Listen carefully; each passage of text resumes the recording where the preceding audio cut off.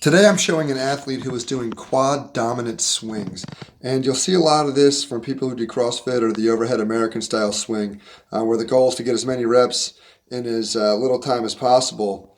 And not necessarily, I guess what happens is you start to use the wrong muscle. So at the top I have posterior chain is greater than the quads, and for the kettlebell swing it is. We can see it's really evident here that he wants to get vertical and use his quads right from the beginning. So it's a good setup position.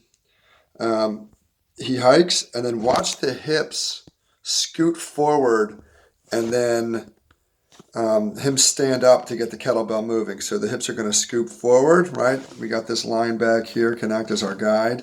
They go back, they scoop forward, and then there's this straight up extension like you would see more in Olympic lifting. So if you were cleaning or snatching, you would see this type of action. But that's not really what we're supposed to do in the kettlebell swing. We're supposed to use more of our posterior chain and have a big arc on the kettlebell. So we want to see something way out here and a really deep hip hinge.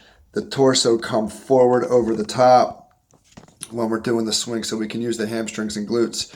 And you can see him bring the kettlebell just slightly back to reduce, right? So we get to the top and you see the kettlebell get pulled back slightly so it can drop more straight up and down and reduce that arc.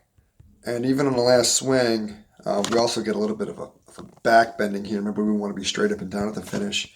On the very last swing, watch the elbows pull in.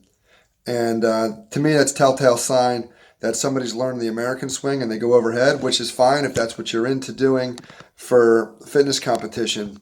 But if we're going to practice swings and we want to do them to actively stimulate the glutes and the hamstrings, we want to make sure that we are having a big arc with the kettlebell and then having a big arc with the torso coming down this way. Okay, you see how they kind of intersect here.